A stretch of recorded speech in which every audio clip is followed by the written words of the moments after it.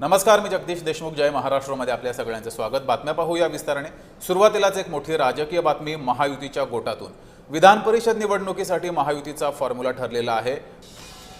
भाजपला 12, शिवसेनेला 3 आणि राष्ट्रवादीला 2 जागा मिळण्याची शक्यता आहे. सूत्रांची ही माहिती आहे.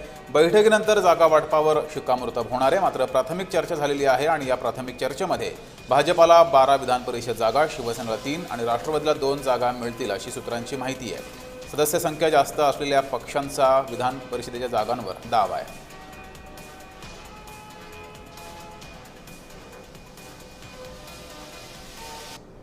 अधिक माहिती घेऊया. आपले प्रतिनिधी ज्योत्स्ना कंगणे आपल्यासोबत जोडलेले आहेत. ज्योत्स्ना, प्राथमिक चर्चा झालेली आहे. शिवसेनेला 3 जागा, राष्ट्रवादीला 2 जागा दिल्या जातील. मात्र शिवसेना आणि राष्ट्रवादी इतक्या कमी जागांवर मानेल का?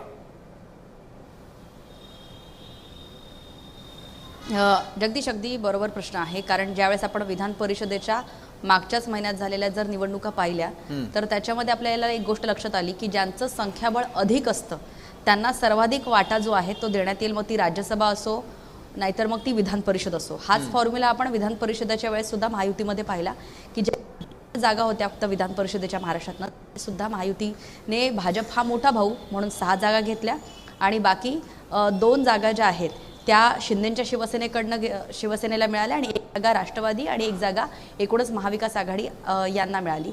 त्यामुळे हाच फॉर्म्युला जर आपण आत्ताच्या होणाऱ्या विधान परिषदेच्या 17 जागांच्या निवडणुकांच्या बाबतीत म्हटलं तर त्यावेळेस सुद्धा विधान परिषदेच्या 17 जागांवरती भाजपने सर्वाधिक जागांचा दावा केलेला आहे. त्याचं कारण सांगितलं जात आहे की आमदारांची आमच्याकडे सर्वाधिक संख्या आहे आणि महायुतीमध्ये आम्ही मोठा भाऊ आहोत म्हणून आम्हाला 12 जागा हव्यात. आणि तशा प्रकारची एक सकारात्मक भूमिका जी आहे ती राष्ट्रवादीकडनं घेण्यात आलेली आहे. मात्र शिंदेची शिवसेना जी आहे ती आणखीन जागा वाढवण्याच्या बाबतीत जी आहे ती आग्रही आहे. कारण त्यांचं असं म्हणणं आहे की मागच्या विधान परिषदेसाठी सुद्धा आम्ही कमी जागा घेतल्या होत्या, त्यामुळे या विधान परिषदेला निदान आम्हाला 1-2 जागा ज्या आहेत त्या वाढवून पाहिजे. मात्र ही प्राथमिक स्वरूपाची चर्चा झालेली आहे जी काल बैठक पार पडली महायुतीच्या समन्वय समिती. त्या बैठकीमध्ये जे आहेत ते भाजपच्या जे शिष्टमंडळ होतं त्यांनी दावा केला होता 12 जागांचा.